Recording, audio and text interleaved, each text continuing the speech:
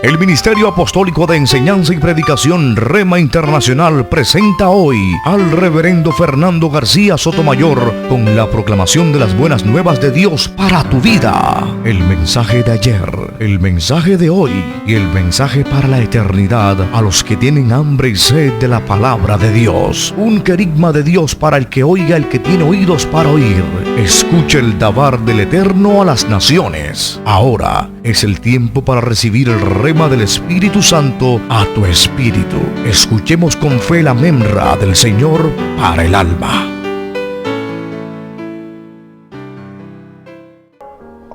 Santo Evangelio según San Lucas, el capítulo número 11. Vamos a leer los versos 11 al 13. 11 al 13. Evangelio según San Lucas, capítulo 11, versos 11 al 13. Escuche con atención la lectura de la palabra de Dios. Usted disfrute allí leyendo su propia traducción y esté atento al rema del Espíritu en esta hora. Lucas 11, verso 11 al 13. ¿Qué padre de vosotros, si su hijo le pide pan, le dará una piedra? ¿O si pescado, en lugar de pescado, le dará una serpiente? ¿O si le pide un huevo, le dará un escorpión?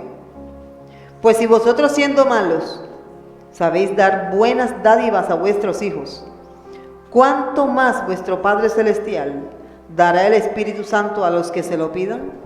Amén. El Señor nos bendiga por medio de su santa palabra. Oremos, pidámosle al Señor que nos dé un corazón entendido, un corazón dispuesto para recibir su palabra, como cuando el agricultor siembra la buena semilla en buena tierra y da fruto. Oremos. Padre, gracias te damos por tu palabra. Bendícenos, Señor. Y permite, Señor, que tu palabra sea sembrada. Disponemos nuestro corazón, Señor, para que siembres tu palabra en nuestras vidas. Y por tu Espíritu nos la hagas entender. Danos una mente espiritual, Señor.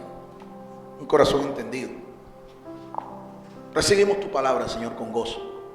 Y te rogamos, Señor, que por la exposición de tu palabra, toda cadena, toda venda, todo yugo sea roto ahora en el nombre de Jesús de Nazaret.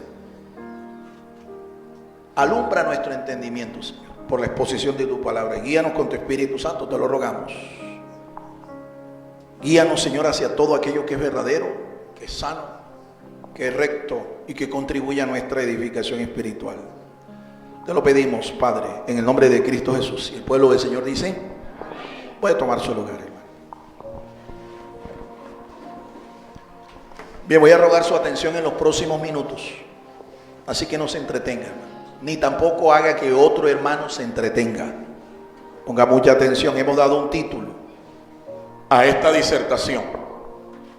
¿Cuál es el título? Promesas del Padre Celestial a su familia. Promesas del Padre Celestial a su familia. ¿Cuántos de los que estamos aquí nos consideramos familia de Dios? Por eso somos hermanos. Hermanos en Cristo Jesús. Tenemos un solo Padre. Dios es nuestro Padre y somos por eso su familia. Pues bien, vamos a escuchar promesas que Dios nuestro Padre nos hace a través de su palabra. Y entienda esto. Cuando tú lees la Biblia, tú vas a encontrar en la Biblia 4 formas en las que nuestro Padre se dirige a nosotros, sus hijos. Tú abres la Biblia es un libro vivo. Tiene la palabra de Dios. Dios es un Dios vivo. Dios no está muerto. Tú abres la Biblia, la lees y ahí tienes de parte de Dios en primera instancia un consejo. Dios te habla por medio de consejos. Todo buen padre siempre estará dispuesto a dar buenos consejos a sus hijos. Dios nuestro Padre Celestial no es la excepción. Él, como Padre por excelencia que es, nos hace conocer sus consejos allí en su palabra. Pero nuestro Padre también nos puede hablar por medio de una advertencia. Una advertencia es una señal de peligro. Todo buen padre siempre advertirá a sus hijos de los peligros que en esta vida puedan venir. Dios nos habla entonces por medio de advertencias en su palabra. Pero también nuestro Padre nos habla de instrucciones, de mandamientos, de ordenanzas. Cuando tú lees la palabra de Dios, pueda que tú te encuentres con un mandamiento, una instrucción, una ordenanza. Y las ordenanzas son preceptos que tienen que obedecerse.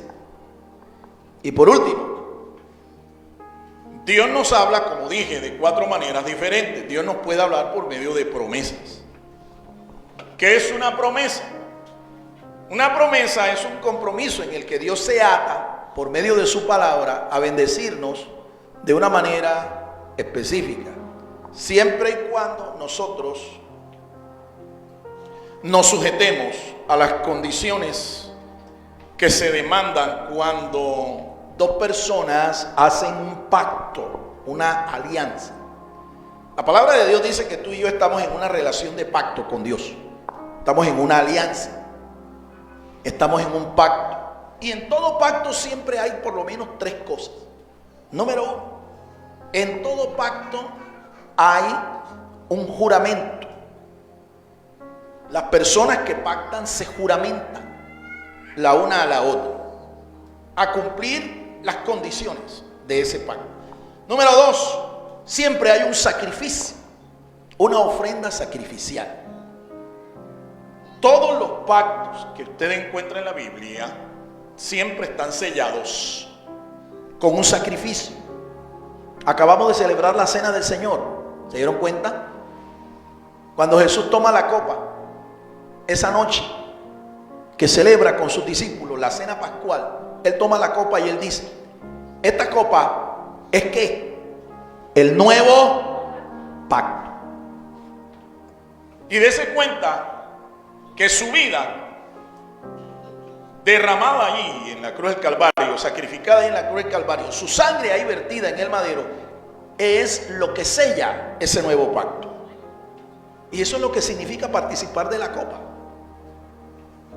Entrar en una relación de pacto con el Señor, en la cual esa relación, ese pacto fue sellado con su sangre. Pues bien, quiero aclararles que tú y yo estamos en una relación de pacto con Él. Y así como Él dio su vida por nosotros, nosotros también debemos tener la disposición de dar nuestra vida a favor de Él. A su nombre.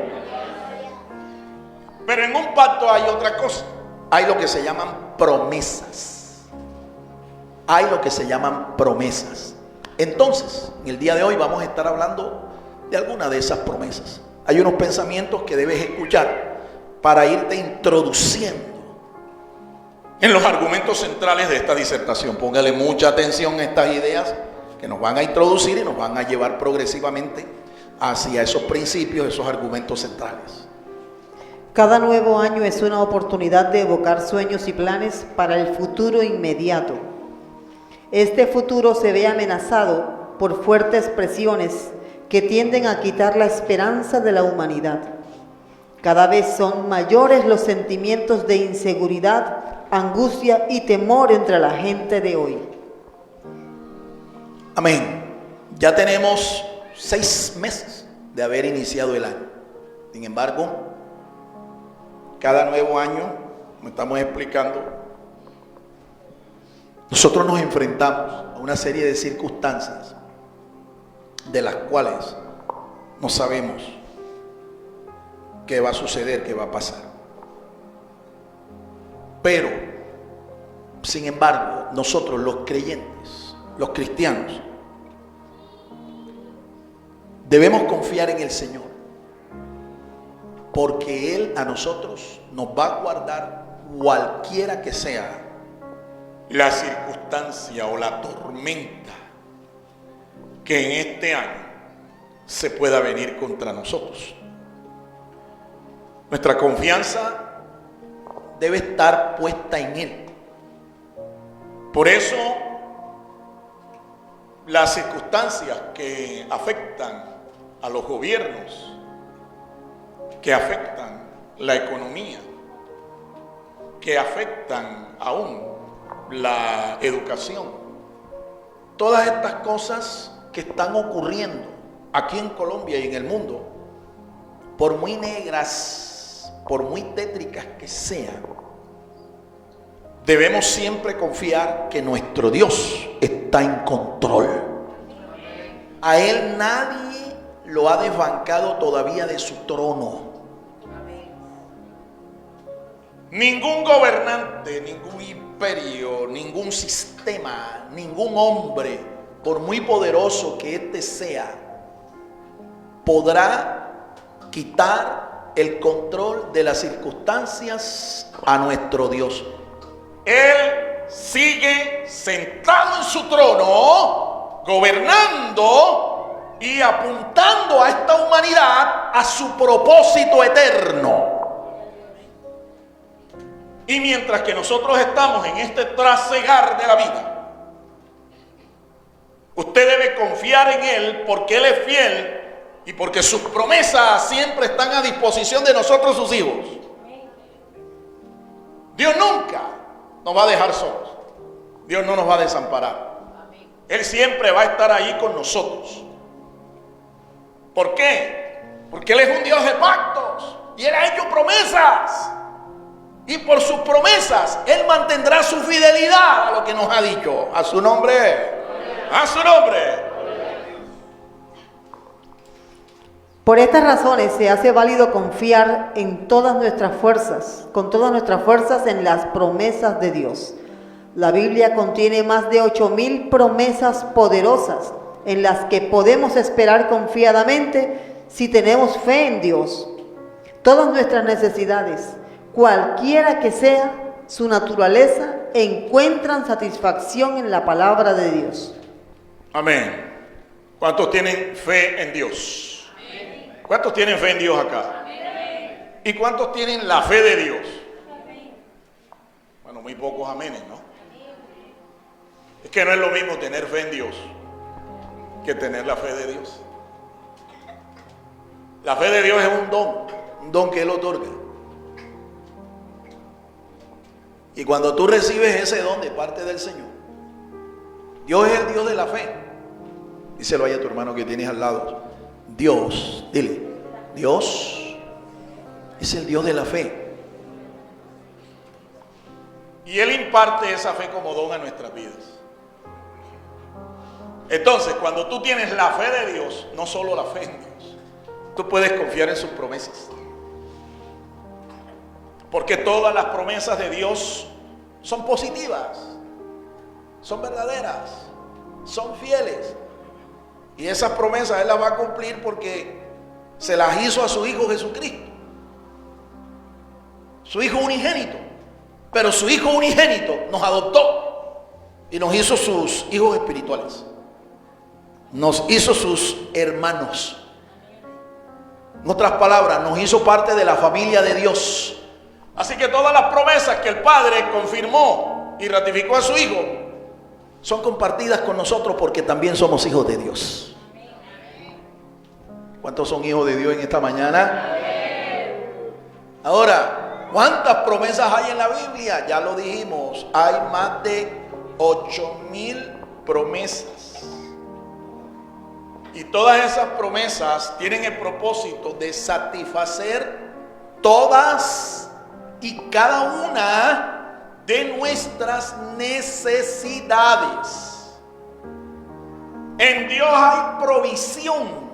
En Dios, en sus promesas, hay provisión para satisfacer todas y cada una de nuestras necesidades. ¿Necesitas plata? en Dios hay provisión. En sus promesas hay provisión. Necesitas salud, en sus promesas hay provisión. Necesitas un amor, en sus promesas hay provisión. A su nombre. Necesitas sabiduría, en sus promesas hay provisión. Necesitas poder espiritual, en sus promesas hay provisión. Porque Él es Jehová Jireh, Jehová nuestro proveedor. A su nombre, dale un aplauso a ese Dios poderoso, a ese Dios proveedor, a ese Dios fiel.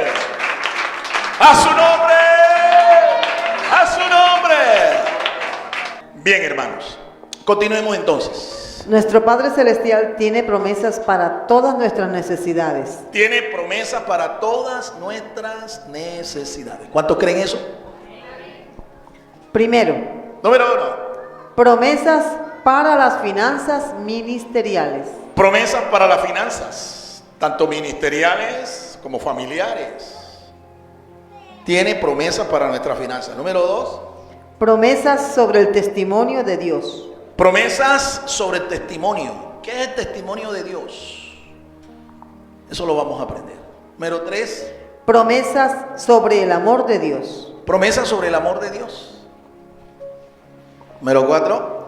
Promesas sobre la fidelidad de Dios. Promesas sobre la fidelidad de Dios. Y número 5. Promesas sobre la pedagogía de Dios. Promesas sobre la pedagogía. La pedagogía es la disciplina, la instrucción, la educación. Hay promesas de Dios para eso. Vamos a enfocarnos entonces en el primer tipo de promesas que hemos mencionado allí. Promesas para las finanzas, tanto ministeriales como familiares. Promesas para las finanzas familiares.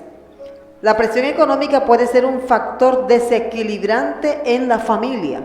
Cuando hay presión económica se necesita un cambio en los hábitos de gastos. Las presiones económicas en la familia se deben a causas espirituales. ¿Escuchó esto? Mire, hay problemas a veces financieros que son tan críticos en una familia que pueden causar la disolución, la destrucción de una familia. Por eso es que nosotros tenemos que aferrarnos a las promesas de Dios. Porque cuando tú te aferras a las promesas de Dios y no a tu capacidad para generar ingresos económicos, y no te aferras a las promesas del Señor, tarde o temprano tu fuerza para generar ingresos se va a agotar. Vas a perder el empleo. El proyecto que tienes de pronto va a quebrar. La economía mundial de pronto se va a venir en declive, a pique. Y todo aquello en que tú confiabas, tu profesión a veces incluso, tu profesión, tu título profesional, todo eso puede fallar.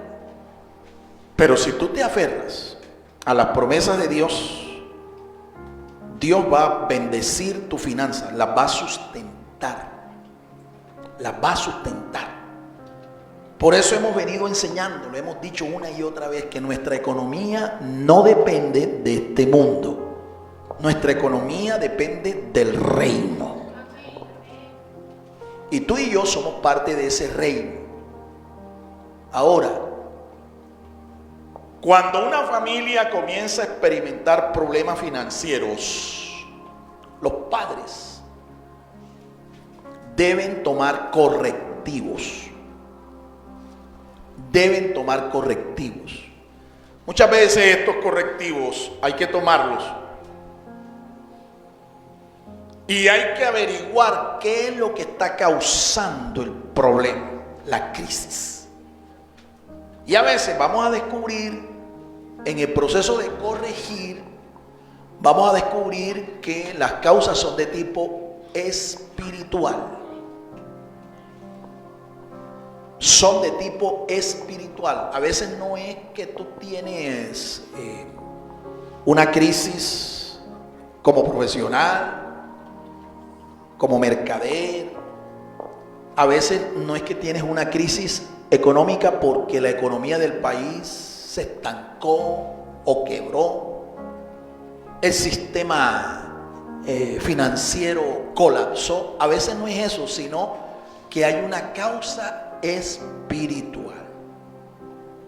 Nosotros le hemos enseñado a esta congregación que una de las cosas que usted debe hacer para proteger sus finanzas familiares, personales y ministeriales es aprender a ser fiel con el pago de los diezmos, las ofrendas, primicias, votos.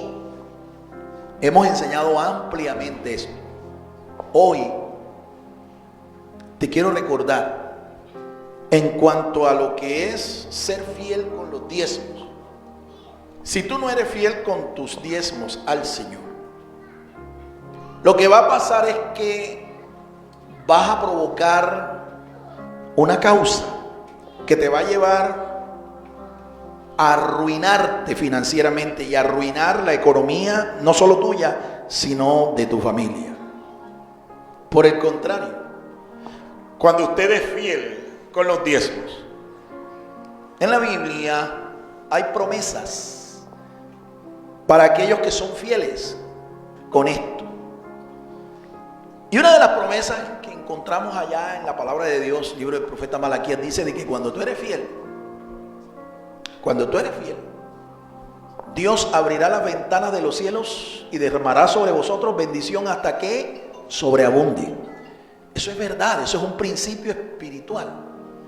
Si tú no eres fiel a eso, siendo un hijo de Dios, téngalo por seguro que usted se va a arruinar. Hace días envié un comentario, un podcast al WhatsApp de cada uno de ustedes.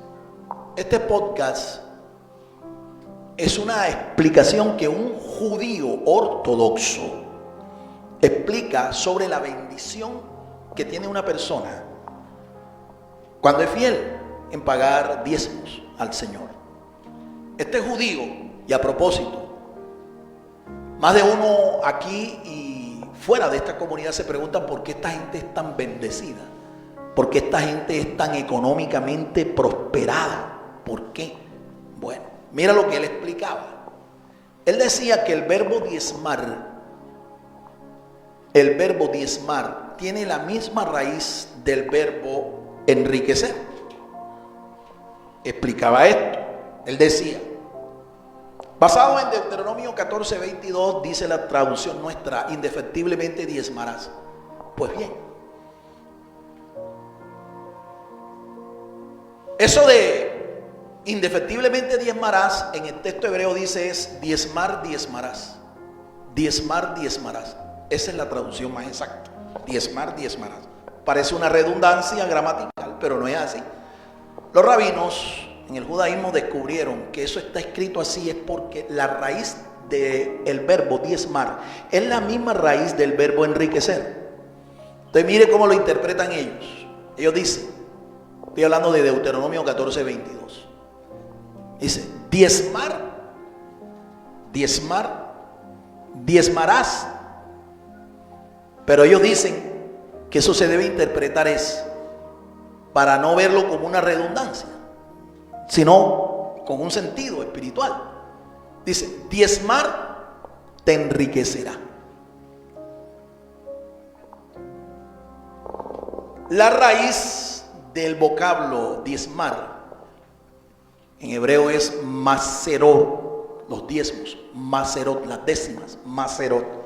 Tiene la misma raíz del verbo enriquecer, osher. Osher, así se usa en el libro de los Proverbios. Entonces, indefectiblemente diezmarás. Lo que tú debes entender, lo que debemos entender es, diezmar te enriquecerá. ¿Cuántos dan gloria a Dios, hermanos? Entonces, cuando usted viola este principio, este mandamiento, usted está generando una causa para arruinarse. Por eso es que estamos llamando y hemos venido enseñando, instruyendo a esta congregación para que sea fiel en esto. Porque ese es el secreto para alcanzar las riquezas del Señor. ¿Por qué Dios no me enriquece a mí? ¿Por qué Dios no me prospera financieramente? ¿Por qué yo siempre vivo una vida alcanzada económicamente? ¿Por qué si en un mes me alcanza para comprar esto, no me alcanza para comprar lo otro? ¿Por qué yo no vivo en esa holgura? Pregúntate, ¿estás siendo fiel a Dios con tus diezmos? ¿Por qué hay tanta necesidad en la familia? ¿Por qué se me enferma el uno y al cabo de 15 días se me enferma el otro? Y eso es un gasto en medicina y por aquí, por allá. Y siempre estoy gastando plata en medicaciones y tratamientos médicos. ¿O por qué se me daña esto y se me dañó la nevera y de repente en 15 días se me dañó la lavadora y después que de la lavadora se me dañó el carro, pastor? Mejor dicho, incluso, ¿por qué es que hasta en la internet, pastor, cómo me parece que me estafaron, me clonaron y me robaron por internet? ¿No te has preguntado por qué? ¿O tú crees que eso es normal? Ahora mira hacia arriba y dile al Señor, ¿seré yo, maestro? ¿Seré yo? A su nombre. ¿Cuánto da gloria a Dios, hermanos? Dale la gloria, dale un aplauso al Señor, hermano. ¡Aleluya! No es piedra, dijo un pastor, no es piedra lo que te estoy tirando, es maná, maná del cielo. Escuchemos. Causas espirituales: codicia, afán de tener aunque no necesitemos. Egoísmo, falta de amor hacia nuestro prójimo.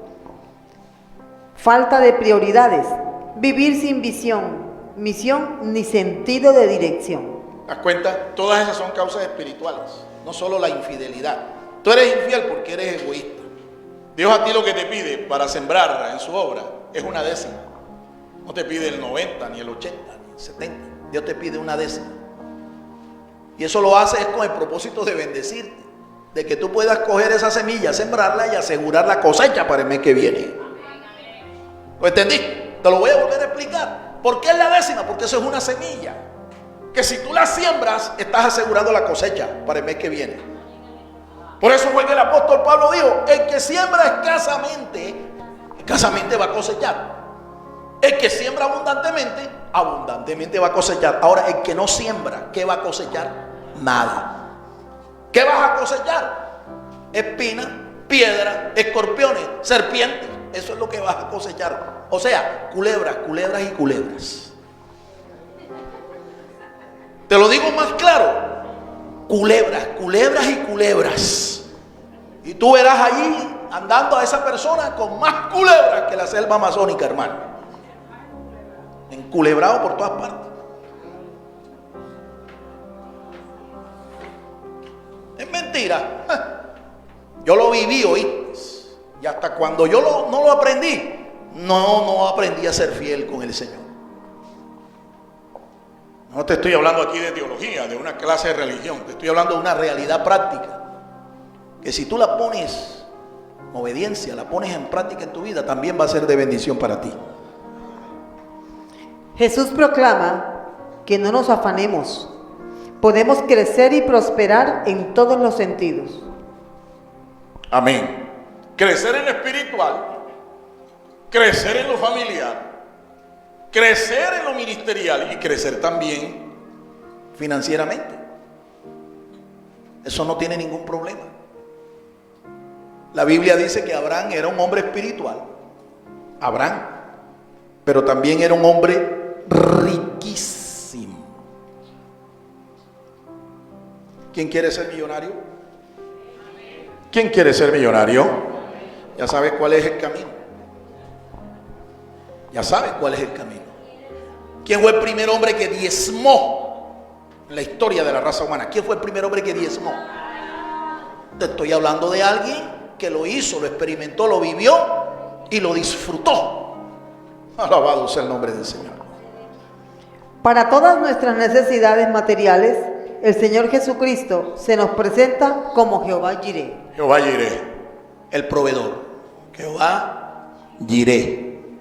Jehová Jireh. Aquel que se le apareció, aquel ángel que se le apareció a Abraham allá en el monte Moriah. Cuando Dios le pidió a Abraham que sacrificara a su hijo, lo entregara en holocausto. Y Abraham obedeció y estuvo dispuesto hasta que un ángel se le apareció y le dijo: detente, ya conozco tu corazón. Ese ángel es el mismo Dios manifestado en forma angelical en la persona de nuestro Señor Jesucristo. Por eso ese monte y ese lugar, la palabra del Señor dice que ese monte es llamado el monte de la provisión, porque en ese monte Dios proveyó a Abraham para el sacrificio. Abraham no tuvo que sacrificar a su hijo, Dios le proveyó. Y uno de los nombres de nuestro Dios es justamente ese: Jehová Jireh, el proveedor. ¿Cuántos creen en ese Dios proveedor? Amén. Amén. Número 2. Segundo, promesas sobre el testimonio de Dios. Testimonio, promesas sobre el testimonio. La palabra testimonio que aquí yo estoy mencionando es una palabra que aparece en el Salmo 119 23 veces.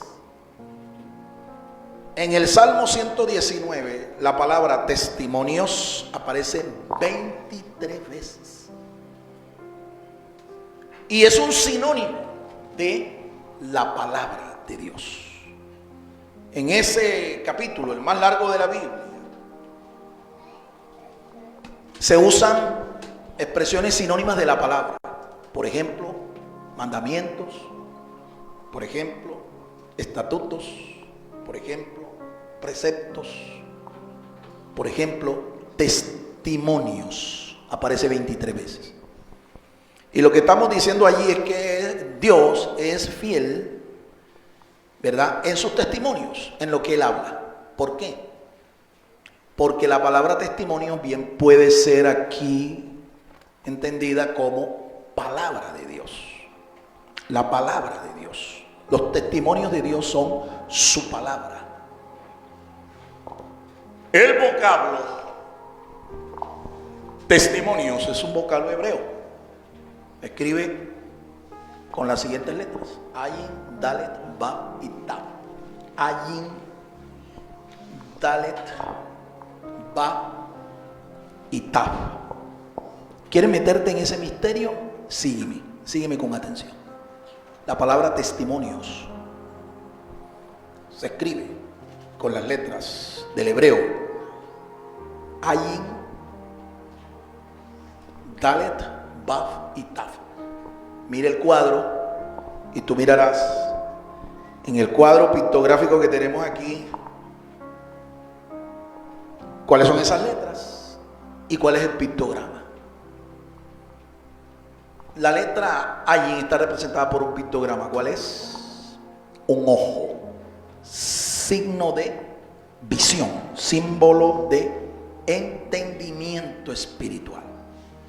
La palabra Dalet, su pictograma es una puerta.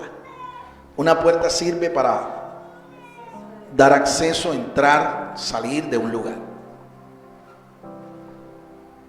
Entonces, te estás dando cuenta que estos pictogramas nos están mandando un mensaje. La palabra Baf es un gancho, un clavo que une dos cosas, dos o más cosas. Y la palabra Taf es una señal. La señal que en la palabra del Señor es como la firma de Dios, es una cruz. Una cruz, y nos habla de un pacto. Nos habla de un pacto. Nos habla de un pacto. Entonces, cuando estamos diciendo que Dios es fiel a sus testimonios, lo que estamos diciendo es que Dios es fiel, sus promesas son fieles porque están cimentadas sobre un pacto. Sus testimonios son como una puerta que nos conduce de un sitio al otro. En este caso nosotros podemos inferir aquí perfectamente que los testimonios de Dios, la palabra de Dios, es la puerta de acceso que te va a llevar a ti de la ruina a la bendición, de la maldición a la bendición, de la muerte a la vida, a su nombre. Jesús lo dijo: yo soy la puerta. Juan capítulo 10. El que por mí entrare, entrará y saldrá y hallará pastos, es decir, hallará provisión. La palabra Baf nos habla de un gancho, algo que une dos cosas. En este caso, lo que el gancho está uniendo es la letra Ta, ¿ve? Y la letra Dale, es decir, la cruz con la puerta, el pacto con el acceso. Cuando tú eres fiel a Dios, eres fiel a su palabra, créeme que las promesas de su palabra se van a cumplir en ti. Las vas a disfrutar. A su nombre. A su nombre. Ahora, el valor numérico de esa expresión, porque en el hebreo las letras son números y los números son letras. Eso no es esoterismo. Eso no es chamanería, eso no es adivinación. Eso es una ciencia, una técnica para interpretar. Lo que los números te muestran está confirmado por la palabra. La palabra Edut, así que se lee Ayin, Dalet, Baf y Taf. Edut es una palabra plural, testimonios, y tiene un valor de 3. Reducido tiene un valor de 3. Y 3 es la letra Gimel, y la letra Gimel en el alefato hebreo, en la palabra de Dios, en el Salmo 119, Gimel es símbolo de prosperidad, de bendición, de redención, de rescate, de riquezas. ¿La captaste? Prosperidad, bendición, abundancia, riquezas. Riquezas. Ahora, vamos al Salmo 119. Vamos al Salmo 119. Este salmo es un salmo interesante. Y quiero que veamos cómo comienzan los 8 versículos de la tercera letra del alefato, que es la letra Gimel. Este salmo es un acróstico a la palabra de Dios. Las 22 letras o caracteres del alefato hebreo, el idioma en que se escribió el Antiguo Testamento. Miramos la palabra o la letra Gimel, es la tercera, es el tercer párrafo. Y hay algo que tú debes saber, y es que cada palabra de esos 8 versículos con los que comienza el párrafo de la tercera letra, la letra Gimel, todas comienzan con la letra Gimel y todas están asociadas con el significado de esta letra. ¿Cómo comienza? El primer versículo de ese tercer párrafo, que tiene allí en la parte superior el título que dice Gimel, verso 17. ¿Cómo es la primera palabra? Haz bien a tu siervo. Haz bien a tu siervo. Que viva. No, solo la primera palabra. La primera palabra comienza con la Gimel. Haz bien. Haz bien. El segundo verso. Abre mis ojos. Abre mis ojos. El tercer verso. Forastero soy. Forastero soy. El cuarto verso. Quebrantada está mi alma. Quebrantada está mi alma. El verso que sigue. Reprendiste a los soberbios. Reprendiste a los soberbios. A los soberbios. Eso hace Dios con los soberbios, pero con los humildes, ¿qué hace? Los exalta, los levanta. Y el resto de los versículos, ¿qué dicen? Aparta de mí el oprobio. Aparta de mí el oprobio, la vergüenza. La vergüenza, el oprobio. Mira, Y por último, príncipes también se sentaron. príncipes también se sentaron. Pues tus testimonios son mis delicias. Ahí está. Yo quiero que subrayes todas esas palabras, porque todas esas palabras están asociadas con los testimonios de Dios. Y los testimonios de Dios estamos aprendiendo que están asociados con una letra, la letra Gimel, que representa redención, prosperidad, ser levantado, sacado de la ruina, ¿ve? Ser librado de la vergüenza, del oprobio, ¿ve? Exaltarme como un príncipe. Todo eso está relacionado con los testimonios. Vamos a escuchar las ideas que allí explican esto de que Dios es fiel a sus testimonios. El testimonio de Dios es nuestra pauta a seguir en esta vida. Amén. Santiago 1:17. Dice Santiago 1:17 que toda buena dádiva y todo don perfecto, ¿de dónde es que viene? De lo alto, dice, del Padre de las luces, en el cual no hay mudanza ni sombra de variación. Pero hay un texto allí que también está en el libro de Josué, que nos habla de lo que Dios hace cuando tú crees en sus testimonios, cuando tú te aferras a sus testimonios. Libro de Josué. Josué 21:48. Escuche cómo dice ahí la palabra. No falló ninguna palabra de todas las buenas promesas que Jehová había hecho a la casa de Israel.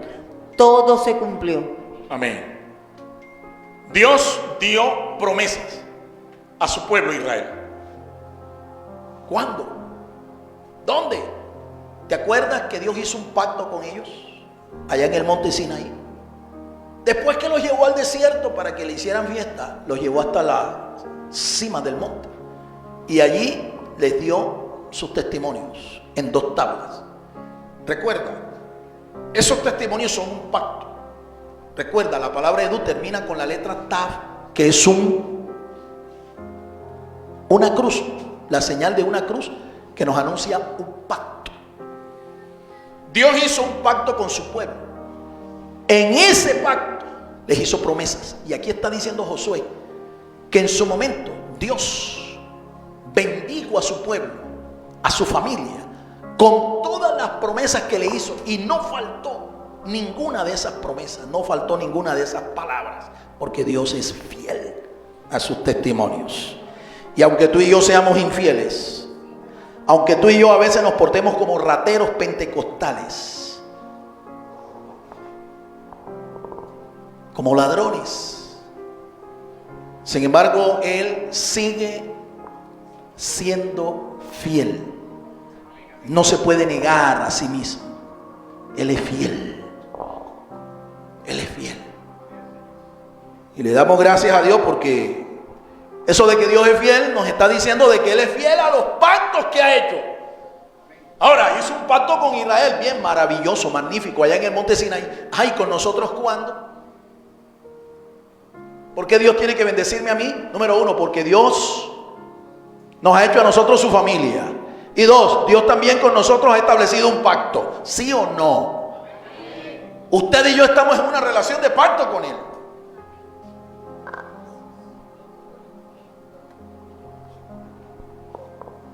Tú estás en una relación de pacto con el Señor. Ahora que tú tomaste esa copa, estás confirmando el pacto. Y le está diciendo el Señor: Señor, sigo siendo un aliado tuyo. Seguimos en pacto, Señor. Y Él te está escuchando, Él te está viendo. ¿Qué hace Él entonces? Voy a bendecir a mi hijo porque yo le tengo promesa a Él. Así que al igual que el pueblo de Israel disfrutó de las fieles promesas del Señor por pacto, igual nosotros. A su nombre. Nuestros padres terrenales son guías falibles. Quien toma como referente al Padre Celestial no sufrirá de inconsistencias ni decepciones. Amén. Nuestros padres son falibles. Es decir, que se equivocan, cometen errores. Pero tenemos un Padre Celestial en el que podemos confiar y nunca vamos a ser ni avergonzados ni defraudados, porque Él es infalible. Él no falla. Te prometió algo, te lo va a cumplir. ¿Te lo prometió? te lo va a cumplir, porque Él es fiel.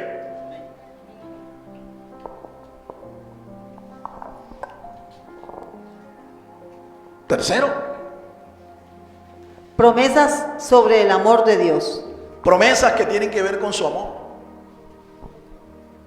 El amor de Dios no es solo una pasión o sentimiento. El amor de Dios fue demostrado por medio de una prueba tangible. El amor de Dios en nosotros demanda hechos y no palabras. Amén. ¿Cuántos creen que Dios es amor? Así está escrito. Dios es amor. Primera de Juan 4:8. Pero Dios nos demostró su amor de una manera práctica y tangible. Es decir, que el amor de Dios no es como el amor de los poetas, ¿no? El amor de los sentimentales, enamorados, ¿ve? El amor de Dios va más allá de un sentimiento, va más allá de una pasión. El amor de Dios se hace en hechos, o sea, se demuestra con hechos. Con hechos. Con hechos. No con palabras. Está escrito en la palabra de Dios que Dios es amor y que Él nos ama. Pero para demostrarnos de una manera práctica su amor, Él hizo algo. Lo que Dios hizo fue que nos envió a su Hijo.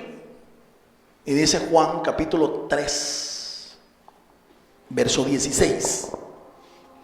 De tal manera amó Dios al mundo que dio, lo ofrendó, lo donó.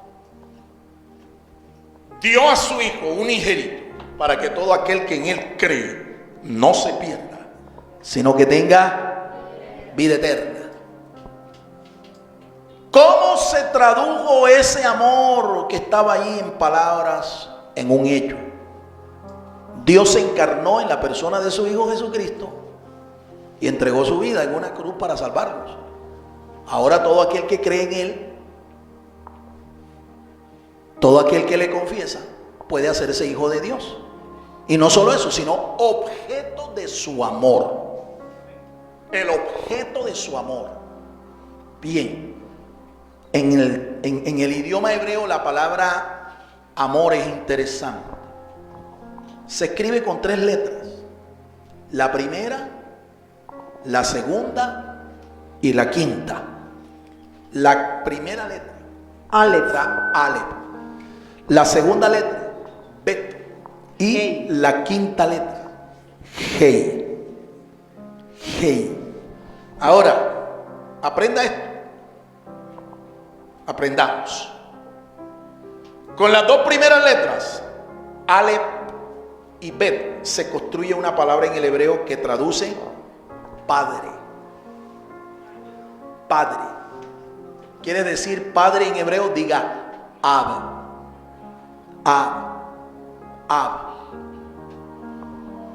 En arameo se dice Abba, pero aquí estamos hablando del hebreo. Ab, Aleph, Bet, Ab. Pero estamos diciendo que la palabra amor se escribe con una letra más, la quinta. Ahora, la letra quinta es la letra Hei. Y es interesante que tú a la palabra padre la separas y en el centro colocas la letra Hei y construyes la palabra que se traduce como amor. Ahab. Pregunto, ¿qué podemos aprender allí? Número 1, ¿qué podemos aprender? ¿De dónde viene originalmente el amor? ¿Cuál es la fuente? El Padre. El Padre. Ahora, separamos la palabra Ab y colocamos en el centro la letra Hei. La letra Hei es un símbolo del Espíritu de Dios, el Espíritu Santo. y lo colocamos en el centro. Construimos entonces la palabra ahab, que traduce amor. ¿Quién es el que puso su amor en nosotros? Se supone que es Dios el Padre. Pero ve allá Romanos capítulo 5, el verso 5, y vas a aprender aquí un secreto espiritual poderoso. Leamos. Romanos capítulo 5. El verso número 5. ¿Cómo dice? Y la esperanza no avergüenza. Y la esperanza, dice el apóstol inspirado, no avergüenza. Porque el amor de Dios. ¿El amor de quién? De Dios. Ha sido derramado en nuestros corazones. Le pregunto, un momento. Les pregunto. El amor de Dios, dice. ¿Dios quién? Dios el Padre. Ha sido derramado en nosotros. ¿Por quién? ¿Te das cuenta por qué es que la Hei representa al Espíritu y está en el centro de la divinidad prácticamente? De Dios. Es su naturaleza. Ahora, ese amor espiritual, ese amor que viene de un Dios que es espíritu, se materializó en un acto. Y nos hizo receptores de ese amor en una persona que se pudo ver con los ojos, se pudo tocar, se pudo palpar. ¿Quién fue esa persona? Nuestro Señor Jesucristo. A su nombre, dale un aplauso a ese Dios de amor. Nosotros podemos aquí entonces inferir que todas las promesas de Dios son promesas que realmente lo que expresan es su amor. Son promesas amorosas. Además de ser fieles, son promesas amorosas. A su nombre. Cuarto. Número 4. Promesas sobre la fidelidad de Dios. Fidelidad de Dios. Fidelidad de Dios. Dios es fiel. Lo hemos dicho, ¿no?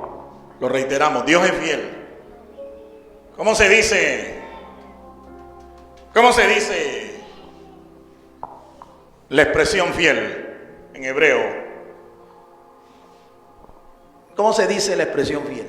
Te dice Neemán. Neemán. Y Neemán es una expresión.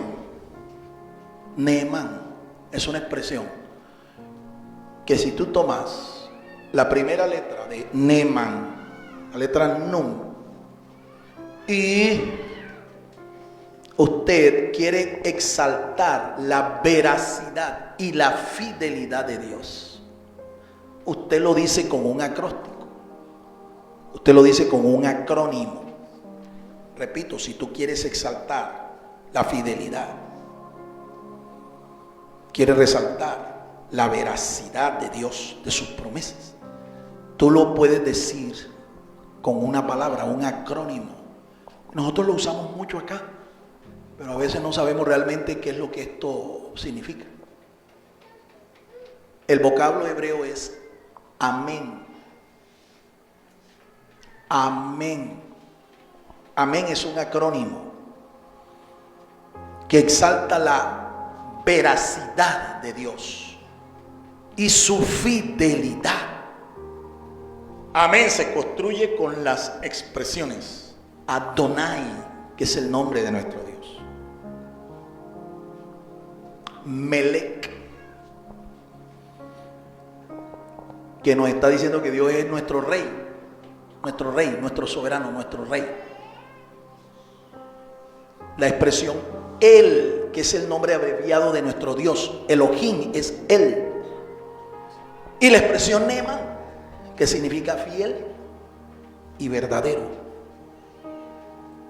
Fiel y verdadero.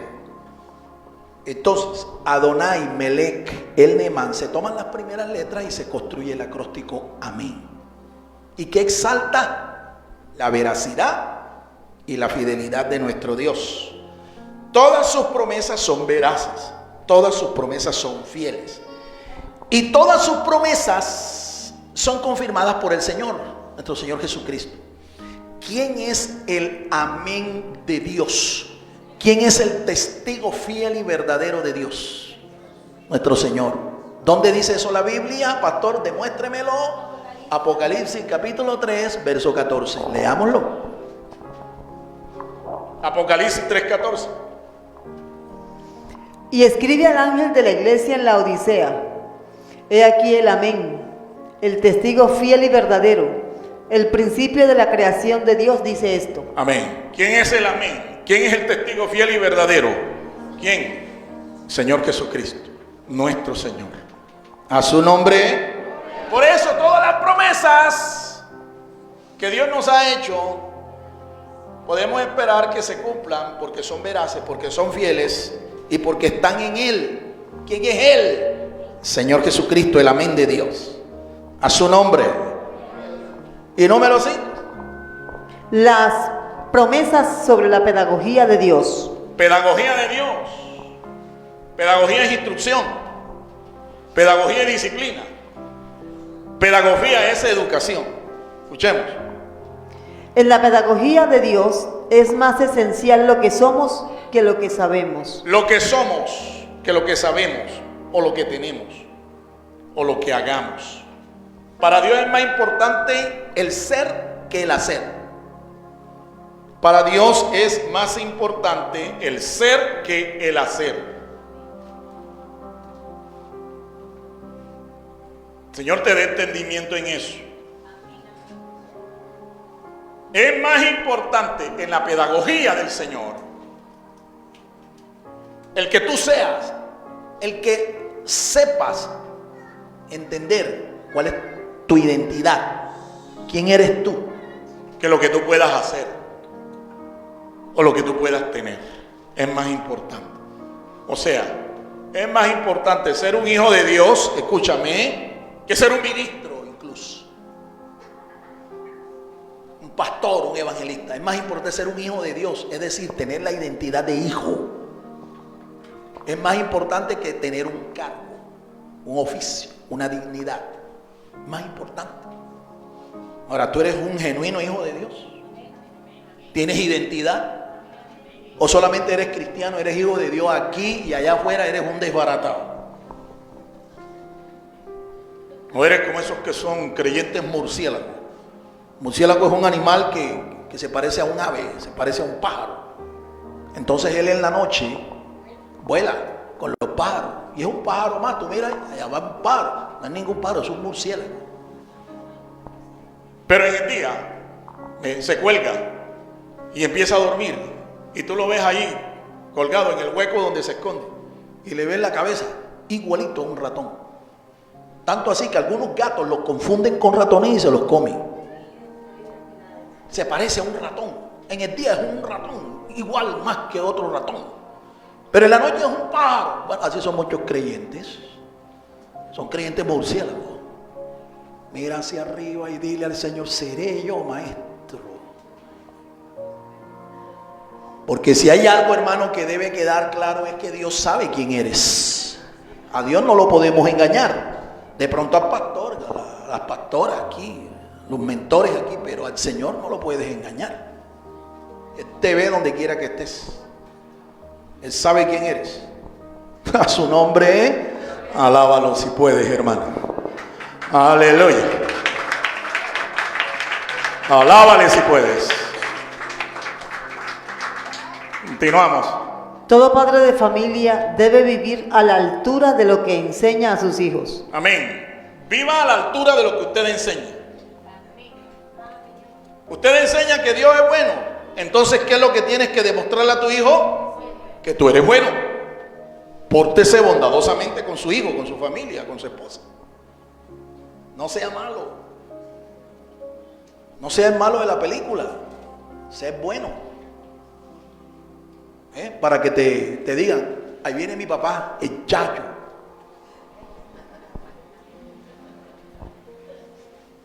Los que tienen la edad mía entienden lo que es el chacho. Vieron bastante películas. Y el chacho era el muchacho. O sea, al que no le entraban las balas por ningún lado. Le disparaban y las balas no lo hallaban. Nunca se caía del caballo. ¿Me entiende? Todo le salía bien. ¿Ve? Y era el que siempre le ganaba al mal. Ese es el chacho. Cuando tus hijos te vean, tus hijos digan, ahí viene el chacho. Cuando tu esposa te vea, diga, ahí viene el tormento. No diga, ahí viene el chacho. Ese muchacho que me conquistó, con el que vivo ahora y voy a envejecer con él. Aleluya. Gloria al Señor. Continuamos. La pedagogía divina es correctiva e instructiva. ¿Escuchó eso? Es correctiva, es instructiva. ¿Por qué? Porque es hecha en amor. Y el amor corrige. El amor disciplina. El amor no solo instruye, enseña, educa, sino que el amor corrige. Y a veces ese proceso de corrección es doloroso. Pero es el proceso de Dios. Es el proceso de Dios. Durante nuestra vida aquí, nosotros vamos a ser el objeto del amor. Eso significa también que Dios nos va a corregir, que Dios nos va a instruir, que Dios nos va a disciplinar. Un solo amén. Pero créalo, Dios te va a disciplinar porque al hijo que ama, Él lo disciplina. Si no, no eres hijo, sino un bastardo. Pero si tú crees que Dios te ama, si tú crees que tú eres un hijo de Dios, aprenda también que Dios lo va a disciplinar. Dios te va a corregir. Dios te va a corregir. Y el proceso no es un proceso grato. No nos gusta que nos corrijan. No me gusta que me corrijan, porque me estás lastimando mi ego, me estás lastimando mi ego, mi yo, y tú tienes que saber que yo soy importante, yo tengo derechos, yo tengo espacios, yo tengo identidad. Solo tienes que respetar. Pero déjeme decirle que ya en Cristo, ya tú no existes. No debes existir. Debes llegar a concluir y a decir y a profesar las mismas palabras que dijo el apóstol Pablo. Ya no vivo yo. El yo ya no vive. Ahora vive Cristo en mí. Y esto es un proceso, esto es un proceso pedagógico. Y la promesa de Dios en este proceso, ¿sabes cuál es? Que el que comenzó en nosotros la buena obra, la perfeccionará hasta el día de Jesucristo. Hay esperanza, hermano. Hay esperanza. Perdiste la batalla con el pecado ayer. Listo, el día de ayer terminó. El día de hoy tienes que vencer. Me venció, pastor, me venció ese pecado, me venció, hice lo que no tenía que hacer. Listo, confiésalo a Dios como pecado. Arrepiéntase, vuélvase a Dios. Fortalézcase en el Señor y adelante, que la batalla es larga. La guerra todavía no ha terminado. Y la promesa del Señor es esa. El que comenzó en nosotros la buena obra la perfeccionará hasta el día de Jesucristo, hasta el día que Él venga por nosotros o nos lleve a su presencia. A su nombre, concluimos. Son muchos los roles en los que tenemos responsabilidades como padres de familia y mentores espirituales de una comunidad. Las finanzas, el testimonio, el amor, la fidelidad y la educación son algunos de estos. Si no asumimos nuestro papel, veremos cómo otros lo asumen y los resultados serían trágicos. Ser padre es una bendición, pero también demanda una alta responsabilidad. En esto, Dios nuestro Padre nos provee todos los recursos necesarios para ser altamente efectivos. Levantemos nuestros ojos al cielo y apropiémonos de cada una de sus promesas. Amén. Amén. En este mes, creo que civilmente en el calendario gregoriano se celebra un día especial. La conclusión. Día del Padre. Esto casi ya ni se celebra.